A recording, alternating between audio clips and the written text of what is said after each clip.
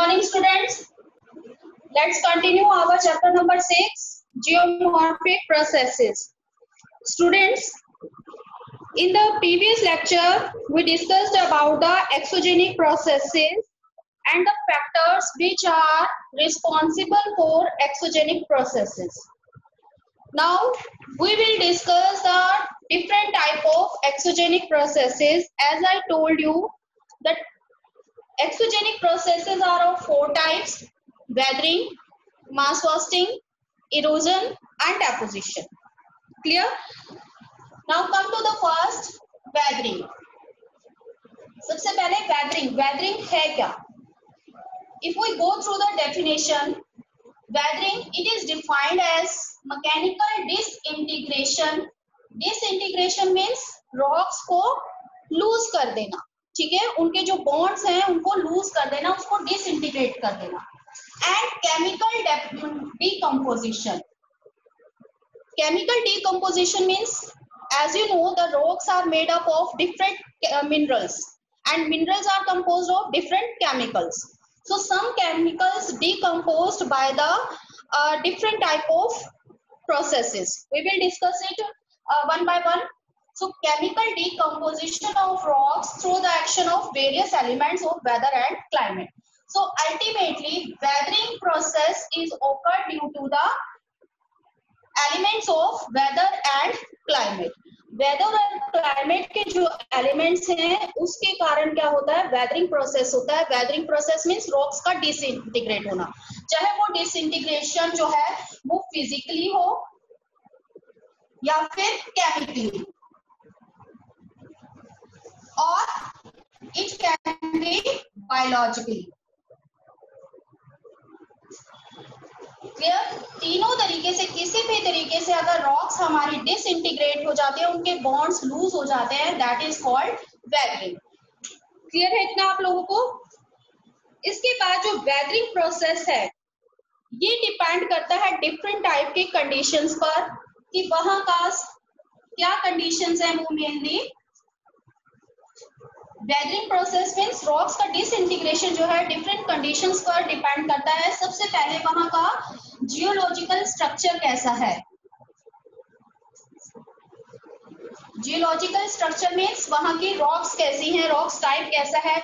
वहां की जो है रॉक्स हमने पढ़ा था कि different types of rocks are there over the surface of the earth. तो वहां का जियोलॉजिकल स्ट्रक्चर कैसा है. Secondly, it depends upon the climate. We already discussed the climate, कि टेम्परेचर और रेनफॉल की कंडीशंस क्या हैं. जितना ज्यादा टेम्परेचर होगा ड्राई एरियाज में जो है, ड्यू टू द टेम्परेचर जो है रॉक्स डिसइंटीग्रेट होती है. जो रेनफॉल के कारण डिसइंटीग्रेशन होगा वो क्या होगा, मेनली केमिकल डिकम्पोजिशन होगा. तो डिफरेंट टाइप की क्लाइमेट जो है that supports the different weathering process. Third is topography. Topography means whether there is mountain, plateaus, plain areas. Because as I told you that the agents like river water, it is more dominant in the mountain or hilly areas because of the steep slope. Steep slope होने के कारण जो है वहां पर river water जो है वो अपना एफिशिएंटली वर्क कर पाता है. तो topography plays an important role in the weathering process. जितना वो स्टीप स्लोप होगा, वाटर अपनी एनर्जी, अपनी फोर्स उस पर एप्लीकेबल कर पाएगा और वेदरिंग प्रोसेस होगा, रॉक्स को डिसइंटीग्रेट कर सकेगा. ठीक है, तो इस तरीके से. Next is fourth is vegetation cover. Vegetation covers belongs to biological.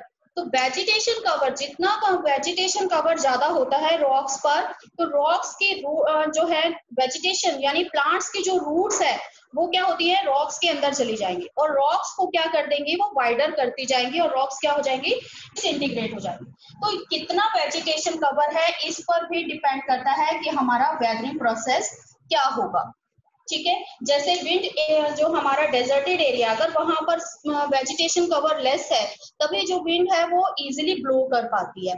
अब इजीली ब्लो कर पाती है तो वो अपना वर्क जो है, यानी जो अपना इरोजन का वर्क है, वेदरिंग का वर्क है, वो इजीली ड्राइड एरियाज में विंड कर सकती है due to the less vegetation cover. While in the hilly area, due to the high vegetation cover, the rocks disintegrate because of the roots goes through the rocks. Now come to the types of weathering. We have different types of weathering process. First is chemical weathering.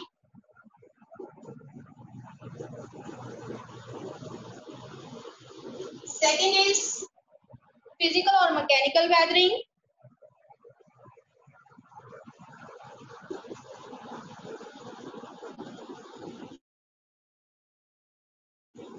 Mechanical weathering. And third is biological weathering.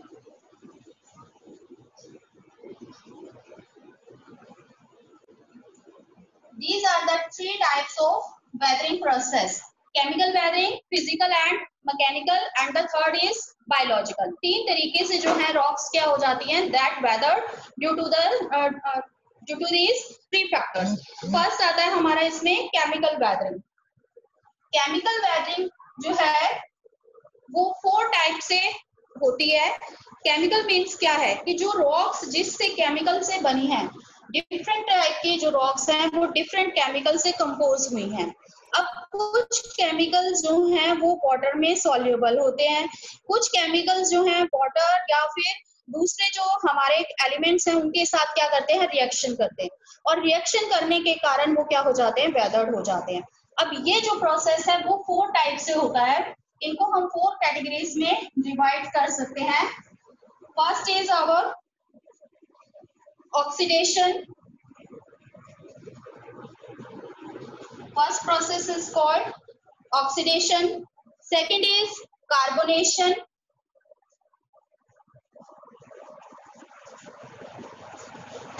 Third is hydration. And fourth is solution. These are the 4 types of chemical weathering. 4 तरीके से जो है chemical weathering होती है. सबसे पहले आते हैं हम ऑक्सीडेशन पर. ऑक्सीडेशन कौन सा प्रोसेस है?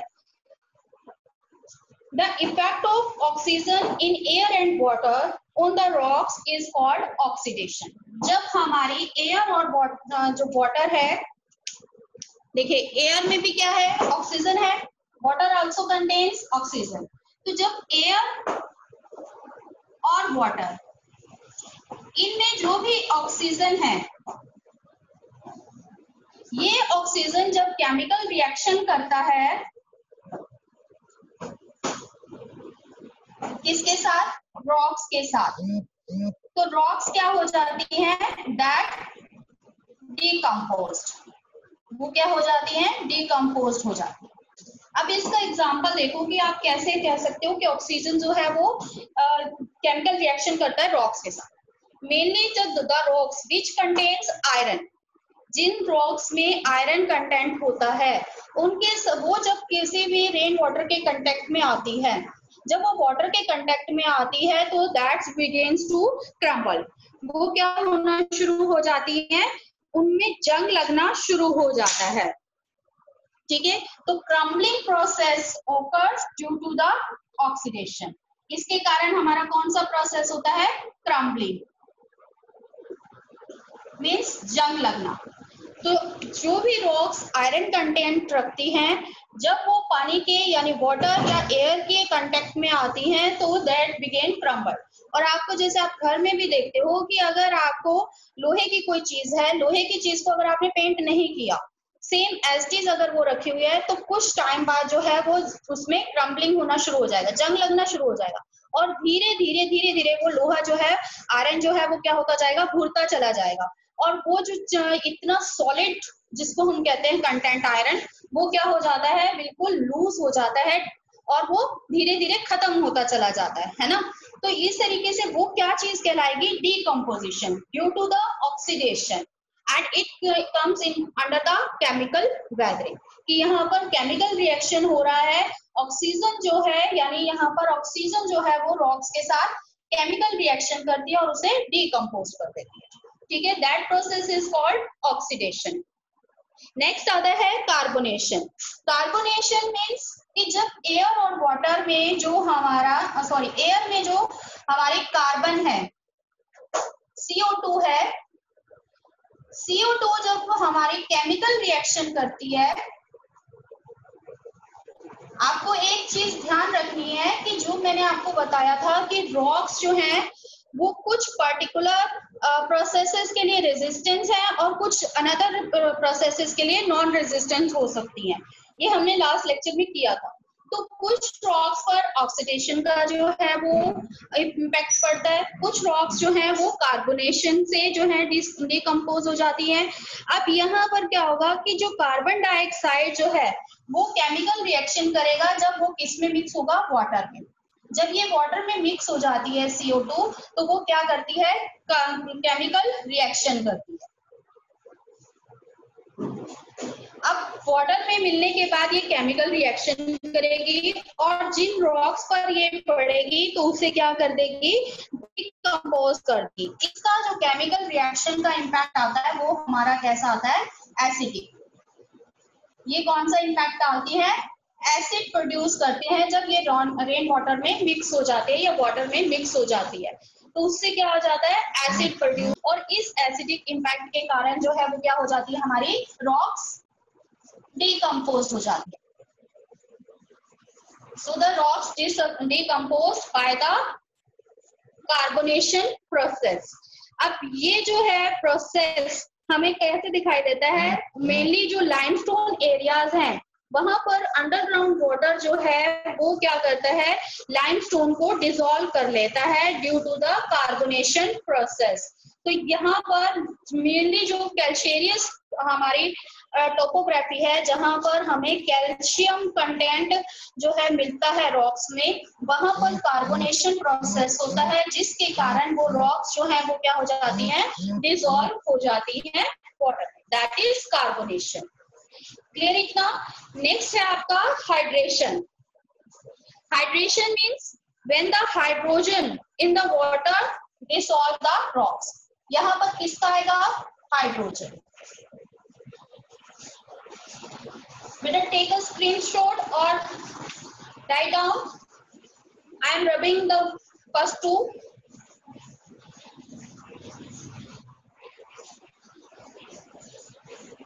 Now come to the hydrogen. Hydrogen means when the hydrogen in the water dissolve the rocks. That process is called hydration. ठीक है। अब ये हाइड्रोजन कैसे होती है कि कुछ जो है मिनरल्स जो हैं वो क्या करते हैं, वो हाइड्रोजन को अपने अंदर ले लेते हैं।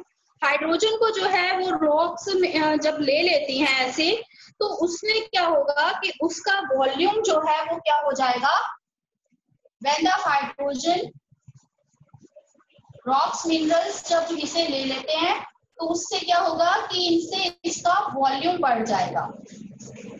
वॉल्यूम बढ़कर इसका प्रेशर भी जो है वो इंक्रीज हो जाएगा। जब एक चीज का वॉल्यूम बढ़ गया, जितना उसका पहले था उससे ज्यादा वॉल्यूम हो जाएगा और उस पर प्रेशर भी इंक्रीज हो जाएगा, तो इट मीन्स वो एक्सर्टिंग जो प्रेशर है वो क्या कर देगा, इसको और ज्यादा हैवी बना देगा। हैवी बनने से वो अपना ही जो है प्रेशर जो है सहन नहीं कर पाएंगे और वो क्या हो जाएंगे, रॉक्स डिकम्पोज हो जाएंगे। जो एक्स्ट्रा प्रेशर आया उस पर, एक्स्ट्रा वॉल्यूम आया, उसके कारण उन्हें क्या आ गई, एक्स्ट्रा हैवीनेस आ गई। ये एक्स्ट्रा हैवीनेस जो है वो क्या कर देती है, इन रॉक्स को डिकम्पोज कर देती है। इस तरीके से जो हमारा फेल्ड्स्पर है, फेल्ड्स्पर किस में कन्वर्ट हो जाता है, कायोलिन में कन्वर्ट हो जाता है। इन हैवी प्रेशर और वॉल्यूम की वजह से जो रॉक्स हैं वो डिकम्पोज तो होती हैं, sometimes it also change the colour of the rocks. Colour भी जो है वो रॉक्स का क्या हो जाता है, चेंज हो जाता है due to the hydration process. जैसे आप जो है बकेट को आप रखते हो बाहर, ठीक है, बाहर धूप में रख देते हो, उससे क्या होता है कि जो हाइड्रोजन है वो क्या होगी, उससे हाइड्रेशन प्रोसेस होगा। धीरे धीरे धीरे धीरे क्या होता जाता है, जब आप 1 दिन 2 दिन 3 दिन 4 दिन उस प्लास्टिक बकेट को बाहर छोड़ देते हो तो उसका जो ओरिजिनल कलर है वो फेड होना शुरू हो जाता है। ठीक है, that is also a type of hydration. Next last is solution. Some minerals are soluble in water. कुछ मिनरल्स जो है वो क्या है, that are soluble in water. कुछ मिनरल्स पानी में पूरी तरह से घुल जाते हैं। अब यहाँ पर क्या होगा कि जब ये soluble मिनरल्स किसके कंटेक्ट में आएंगे, वाटर के कंटेक्ट में आएंगे। अब ये सॉल्युबल है तो ये वाटर के कंटेक्ट में आकर रॉक से निकलकर पानी में घुल जाएंगे।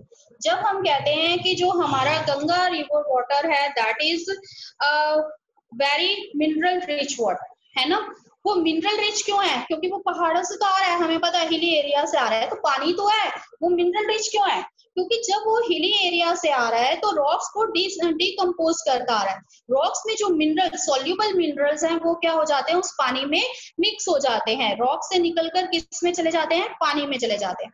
और जब ये पानी जो है वो नीचे आता है तो that contains minerals, different types of minerals. इसीलिए हम कहते हैं कि जब हम उसको कितने साल मर्जी रख लें गंगा वाटर को तो वो क्या होता है, हमारा खराब नहीं होता, because of the mineral soluble in the water. तो कुछ मिनरल जो है वो वाटर में सॉल्युबल होते हैं और वो रॉक्स से क्या हो जाते हैं, उससे बाहर आकर उसको डिकम्पोज कर देते हैं। जैसे कि हमारा रॉक साल्ट है, जिप्सम है,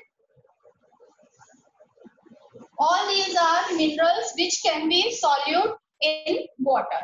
तो इससे हमारी ये रॉक्स क्या हो जाती हैं, डिकम्पोज हो जाती हैं। So these are the 4 types of chemical weathering. Oxidation where the main work of oxygen, carbonation where carbon dioxide mixed with water and decompose the rocks, hydration when the hydrogen mix in air and water contained by the rocks and they exert extra pressure and volume to the rocks and rocks decompose. Solution, some soluble minerals solute in water and decompose the rocks like rock salt. Clear है इतना? Next come to the physical weathering. बेटा अगर आपको यहाँ तक कोई भी doubt है तो आप पूछ सकते हैं। Unmute yourself and raise your hand.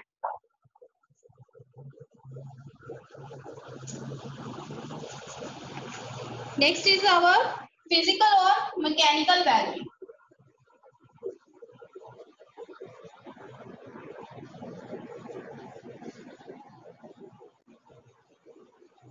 Physical और मैकेनिकल वेदरिंग, अब ये जो केमिकल्स हैं वो तो हमें दिखाई नहीं देते रॉक्स में, ठीक है ना, तो ये जो है वो उसमें मिक्स हो जाते हैं या फिर हाइड्रेट हो जाते हैं या फिर ऑक्सीडेट हो जाते हैं। लेकिन फिजिकल प्रोसेस क्या है, जो हमारे वेदरिंग एजेंट है, 5 वेदरिंग एजेंट की हमने बात की थी, जब वो वेदरिंग एजेंट अपना इम्पैक्ट डालते हैं रॉक्स पर बाहर उनके आउटर सरफेस पर, ठीक है, केमिकल मीन्स वो तो हमारा इंटरनल कंपोजिशन हो गया रॉक्स का। फिजिकल मीन्स जब हमारे रॉक्स के आउटर सरफेस पर जो है उस पर इम्पैक्ट डालते हैं और आउटर जो पार्ट है रॉक्स का वो क्या हो जाता है, डिसइंटीग्रेट हो जाता है, that is called physical weathering. अब ये जो फिजिकल वेदरिंग है, फिजिकल वेदरिंग हमारा ये भी हमारा जो है 3 तरीके से होता है। सबसे पहले इसमें हम आते हैं प्रेशर रिलीज,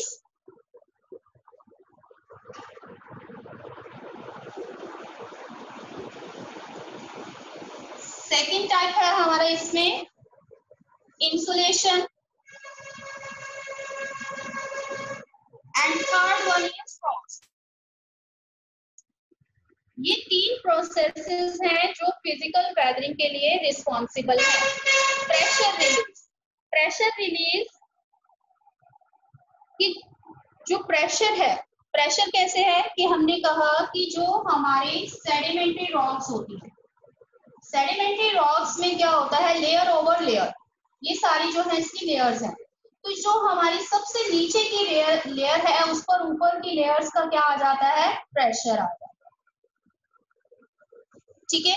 इसी तरीके से जो हमारे ये लेयर्स हैं इन पर क्या आया, प्रेशर आ गया। अब ये जो प्रेशर है वो क्या होगा कि ऊपर की रॉक्स, सपोज ये वाली रॉक जो है वो क्या हो गई, डिसइंटीग्रेट हो गई, डिसइंटीग्रेट होने से क्या होगा कि ऊपर की लेयर तो डिसइंटीग्रेट हो गई। डिसइंटीग्रेट मीन्स इरोड हो गई, जैसे कि हमने किया था कि रिवर वाटर से या विंड से ऊपर की लेयर जो है वो वेदर्ड हो गई और ये जो है रिमूव ऑफ हो गई। ये लेयर जो है रिमूव होने से इस लेयर पर, इस नीचे की लेयर पर जितना प्रेशर था वो प्रेशर क्या हो जाएगा, रिलीज हो जाएगा। अब एक चीज को आप दबा के रखे हुए हो, जैसे कि आपका स्प्रिंग होता है, या फिर आप ऐसे समझो कि आपने एक पिलो लिया, फाइबर का पिलो लिया, फाइबर के पिलो पर आप वेट रखते जाओ, वेट रख दिया आपने बहुत सारा, तो वो क्या होगा, पिलो नीचे की ओर बिल्कुल दब जाएगा, है ना। तो नीचे दब जाने से क्या हो गया कि उस पर क्या हुआ कि ऊपर की चीजों का वेट आया हुआ है। जैसे ही आप एक एक चीज को वहां से रिमूव करोगे उसके ऊपर से, तो वो पिलो थोड़ा थोड़ा अपने लेवल में आना शुरू हो जाएगा, फिर से ऊपर होना शुरू हो जाएगा। तो उससे क्या हो रहा है, उसका वो प्रेशर रिलीज हो रहा है। सिमिलरली यहाँ रॉक्स पर होता है, ऊपर की लेयर्स का प्रेशर है, जैसे ही ये ऊपर की रॉक जो है वो क्या होगी, रिमूव हो जाएगी due to the weathering process, तो नीचे की लेयर्स क्या हो जाएगी, उसको प्रेशर रिलीज हो जाएगा। जैसे ही वो प्रेशर में से रिलीज होगी तो वहां पर क्या आ जाएंगे, आ जाएंगे। अब किसी चीज को जो जब तक बॉन्ड अप है तो उसको तोड़ना मुश्किल है, लेकिन अगर उसमें एक हल्का सा भी क्रैक आ जाता है तो उसको तोड़ना बड़ा इजी हो जाता है। तो जब इस तरीके से रॉक्स में क्रैक्स आ जाएगा तो हमारे वेदरिंग एजेंट अपना वर्क करते हैं और इस रॉक्स को क्या कर देते हैं, डिसइंटीग्रेट हैं, that is pressure release. Next is insolation. Insolation मैंने आपको बताया था incoming solar radiation. It means insolation का मतलब क्या है, इनकमिंग सोलर रेडिएशन।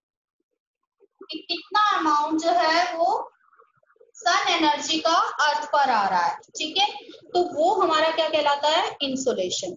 अब इंसुलेशन के बारे में मैंने आपको एक और चीज कही थी, that is not equal all over the surface of the अर्थ, है ना, लैटिट्यूडनल वाइज जो है वो डिफर करता है। जैसे कि ये हमारा इक्वेटर एरिया है, अगर 0 डिग्री है ये, इस 0 डिग्री इक्वेटर पर सन रेज जो है वो क्या होती है, डायरेक्ट होती है। जैसे जैसे हम जो है यहाँ पर नॉर्थवर्ड और साउथवर्ड जाएंगे, सन रेज क्या होती जाएंगी, इंक्लाइंड होती जाएंगी, ठीक है। इंक्लाइंड होने की वजह से यहाँ पर सन हीट का अमाउंट क्या होता जाएगा, कम होता जाएगा। इसलिए हमारे इंसुलेशन के कारण भी क्या होता है कि एक तो हमारा वेदरिंग प्रोसेस हर जगह एक जैसा नहीं होता, ठीक है। दूसरा जो इंसुलेशन है वो कैसे इम्पैक्ट डालता है, इंसुलेशन का मोस्टली जो आपको वर्क मिलेगा वो कहाँ पर मिलेगा, ड्राई एरियाज में। ड्राई एरियाज हैं जो एरिड और सेमी एरिड रीजन है हमारे, वहां पर इंसुलेशन जो है वो ग्रेट अमाउंट में होता है। जैसे कि हमारे यहाँ पर जो है थार डेजर्ट है, सहारा डेजर्ट है, डेजर्टेड एरिया है, वहां पर इंसुलेशन बहुत ज्यादा अमाउंट में होता है। अब इन हॉट डेजर्टेड एरियाज में क्या होगा कि जब एकदम से डे टाइम में टेम्परेचर क्या होता है, in day time temperature is high, high temperature मिलता है, लेकिन जैसे ही नाइट आती है, रात होती है, तो temperature suddenly falls down, temperature एकदम से क्या हो जाता है, कम हो जाता है। तो दिन में अगर यहाँ पर 50 डिग्री का टेम्परेचर चल रहा है तो रात में यहाँ पर 25 डिग्री तक भी हो सकता है। तो यहाँ पर annual range of daily range of temperature क्या हो गया, हाई हो गया। एक ही दिन में टेम्परेचर में हमें ह्यूज डिफरेंस देखने को मिला कि एक टाइम 50 डिग्री है और एक टाइम जो है 25 डिग्री है। अब टेम्परेचर डिफरेंसेस के कारण क्या होंगे कि जब टेम्परेचर हाई होगा तो ड्रॉप क्या होंगी, वो एक्सपैंड होंगी।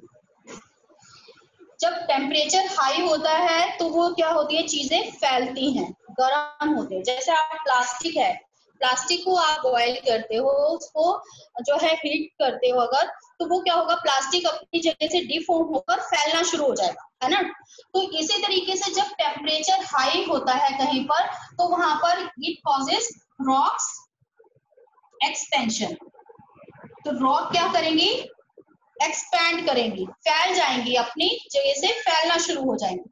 लेकिन जैसे ही रात हुई, रात को टेम्परेचर क्या हो गया, डाउन हो गया। अब इस डाउन टेम्परेचर के कारण चीजें हो रही है, जब आपको भी ठंड लगती है तो आप सिकुड़ जाते हो, है ना, आप अपने आप को सिकोड़ लेते हो। तो यहाँ पर भी टेम्परेचर जो है डाउन होने के कारण रॉक्स क्या होंगी, वो कंपैक्ट होंगी।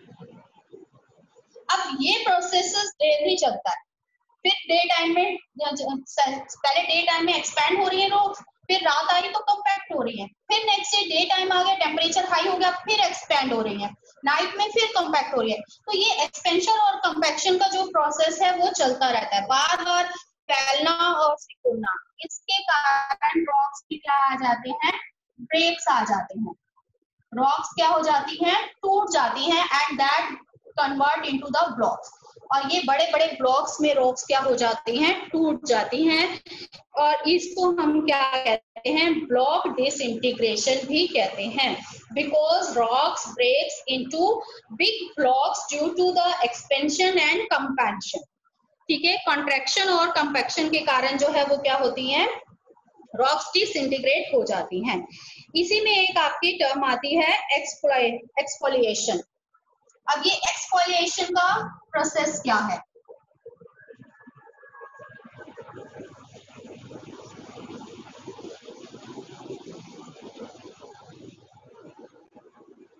एक्सफोलिएशन क्या है आपका, कि जो रॉक्स हैं, जैसे कि अभी मैंने बताया कि जो रॉक्स हैं वो हर रॉक एक जैसे नहीं है, कुछ रॉक्स जो हैं वो that are not good conductor of heat, वो गुड कंडक्टर नहीं है हीट की, इसलिए उनका जो आउटर लेयर है रॉक्स का वो ज्यादा जो है वो क्या हो जाता है, वेदर्ड हो जाता है, डिसइंटीग्रेट हो जाता है। तो आउटर सरफेस जो है रॉक्स की वो क्या हो जाती है, दैट वेदर्ड, ये आउटर सरफेस जो है वो वेदर्ड होती जाती है, और जो बीच का रॉक है वो एज इट इज बना रहता है। तो यहाँ पर हमें कंसेंट्रिक शेल्स की फॉर्मेशन मिल जाती है डिसइंटीग्रेशन में, और यहाँ पर हमें क्या मिल जाते हैं, राउंड बाउल्डर्स मिल जाते हैं। बाउल्डर्स मीन्स हम किसको कहते हैं, राउंड शेप रॉक को हम बाउल्डर्स कहते हैं। तो इस तरीके से बड़े छोटे हमें बाउल्डर्स मिलते हैं, जिन पर क्या मिलती है हमें, आपने देखा होगा कि कुछ रॉक्स जो हैं उनकी हम कहते हैं कि जैसे लेयर्स उतरी हुई होती हैं, लेयर्स, जैसे कि एक ओनियन है, ओनियन में हमें डिफरेंट लेयर्स मिलती हैं कंसेंट्रिक सर्कल्स की फॉर्म में। सेम फॉर्मेशन जो है वो यहाँ पर रॉक्स की हो जाती है, ऊपर की रॉक्स जो है वो क्या होती है, उसके अंडर आती है हीट के, और वो वेदर्ड हो जाती हैं, जिससे वहां पर कंसेंट्रिक सर्कल्स की फॉर्मेशन हमें मिलती है, और वो बाउल्डर्स की फॉर्म में हमें नजर आते हैं, अलग अलग बाउल्डर्स जो है वो यहाँ पर नजर आते हैं। तो इस तरीके की फॉर्मेशन को हम क्या कहेंगे, exfoliation, that is exfoliation. Now come to the third one, third physical weathering is frost. Frost जिसको आप सिंपल लैंग्वेज में पाला कहते हो। फ्रॉस्ट प्रोसेस, अब फ्रॉस्ट यानी फ्रीजिंग प्रोसेस, फ्रीजिंग प्रोसेस कहाँ होगा, ये प्रोसेस जो है वो मेनली कहाँ होगा, पोलर रीजन्स में, पोलर रीजन्स में, या फिर हम कह सकते हैं high latitudes and high altitudes areas में, वहीं पर हमें जो है क्या मिलेगा, टेम्परेचर बहुत ज्यादा डाउन मिलेगा। तो ये तीन एरियाज हैं, या तो पोलर रीजन, या हाई लैटिट्यूड, या हाई अल्टीट्यूड्स एरियाज में जो मेनली रॉक्स डिसइंटीग्रेट होती हैं, that is caused by Frost. अब फ्रॉस्ट कैसे वर्क करता है, कि क्या होता है कि डे टाइम में और नाइट टाइम दोनों में ही टेम्परेचर में डिफरेंसेस रहता है, चाहे वो स्लाइट डिफरेंसेस हो, लेकिन हर लैटिट्यूड पर, हर रीजन में डे और नाइट के टेम्परेचर में क्या रहता है, डिफरेंस रहता है। अब इन एरियाज में भी डे का जो टेम्परेचर है, डे टेम्परेचर क्या है, more than night temperature. Night में टेम्परेचर क्या होता है, डाउन हो जाता है, बिलो फ्रीजिंग पॉइंट पहुंच जाता है, यानी 0 डिग्री सेल्सियस से भी नीचे चला जाता है। ठीक है, डे टाइम में टेम्परेचर जो है वो उससे ऊपर आ जाता है। तो क्या होता है कि दिन में जो पानी है वो क्या करेगा, रॉक्स के अंदर हल्का सा भी अगर क्रैक है तो उसमें क्या कर जाएगा, ये पानी एंटर कर जाएगा। अब इनमें तो ये पानी की फॉर्म में, यानी वाटर ड्रॉपलेट्स की फॉर्म में इस क्रैक में एंटर करेगा। अब क्या हुआ, रात हो गई, नाइट में टेम्परेचर क्या हो जाएगा, नीचे पहुंच जाएगा, 0 डिग्री सेल्सियस से भी बिलो चला जाएगा। तो 0 डिग्री सेल्सियस पर क्या होता है, पानी फ्रीज हो जाता है। तो जैसे ही 0 डिग्री सेल्सियस से नीचे टेम्परेचर गया तो ये पानी जो है वो क्या हो जाएगा, फ्रीज हो जाएगा, आइस के फॉर्म में हो जाएगा। अब आइस जो है, आइस में पानी जैसे ही कन्वर्ट होगा उसका वॉल्यूम क्या हो जाएगा, इंक्रीज हो जाएगा, उसकी डेंसिटी इंक्रीज हो जाएगी। अब ये डेंसिटी इंक्रीज होने से ये क्या लेगा, स्पेस लेगा। इसका मैंने एग्जांपल आपको वाटर बॉटल का दिया था कि आप एक वाटर बॉटल को ऊपर तक फिल करके प्लास्टिक की बोतल को अपने फ्रीजर में रख दो, 2 दिन रहने दो, जब वो पूरा पानी जो है बर्फ में कन्वर्ट हो जाए। पहले आपने पानी भरा ऊपर तो भरा, शेप में कोई जो है चेंजेस नहीं आते बोतल में, लेकिन अगर आप उसको 2-3 दिन अपने फ्रीजर में रखे रहने दो और उसमें जो है बर्फ जम जाए उस बोतल में, तो वो जो है क्या हो जाएगी कि जगह जगह से बाहर की ओर निकल जाएगा उसका प्लास्टिक। तो वो क्या हो जाएगी, बोतल जो है वो क्या हो जाएगी, डिफॉर्म्ड हो जाएगी, उसकी जो फॉर्मेशन है वो चेंज हो जाएगी, क्योंकि पानी के कंपैरेटिवली जो आइस है उसको वॉल्यूम और डेंसिटी क्या होती है, ज्यादा होती है। तो ये क्या लेगा, स्पेस लेगा, स्पेस लेने के कारण वो इन क्रैक्स को बाहर की ओर धकेलेगा, और नेक्स्ट डे जो है ये क्रैक्स थोड़ा और वाइडर होंगे। अब फिर से डे टाइम हुआ, टेम्परेचर हाई हुआ, टेम्परेचर हाई होने की वजह से पानी फिर मेल्ट हो जाएगा और वो फिर इसमें एंटर करेगा। अब पहले से ज्यादा पानी ने एंटर किया, फिर नाइट में फ्रीजिंग होगी, वो जम जाएगा और फिर ये जो है वो ज्यादा स्पेस लेगा और ये रॉक्स को और पुश करेगा। नेक्स्ट टाइम ये जो है क्रैक और वाइडर होता जाएगा। इस तरीके से ये प्रोसेस जो है वो चलता रहता है। This process is going on and lastly the rocks disintegrate due to the frost. ठीक है, इन चीजों को हम क्या कहते हैं, जो हमारी मेल्टिंग है वाटर की, जब हमारा मेल्टिंग प्रोसेस हो रहा है that is known as thawing process, और जब हमारी पानी जो है वो फ्रीज हो रहा है दैट इज फ्रीजिंग। तो फ्रॉस्ट एरिया में ये दो प्रोसेस जो है वो लॉन्ग टाइम वर्क करते हैं, थॉइंग and freezing, and these cause the rocks disintegrate. Clear है? There is physical or mechanical weathering is also of 3 reasons: pressure release, insulation and frost. Next is biological weathering. Hello.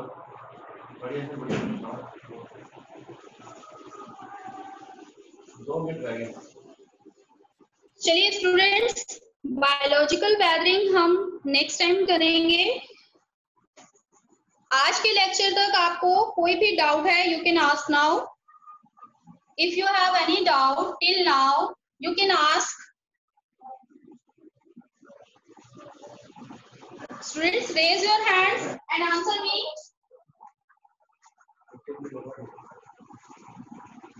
If you have any doubt,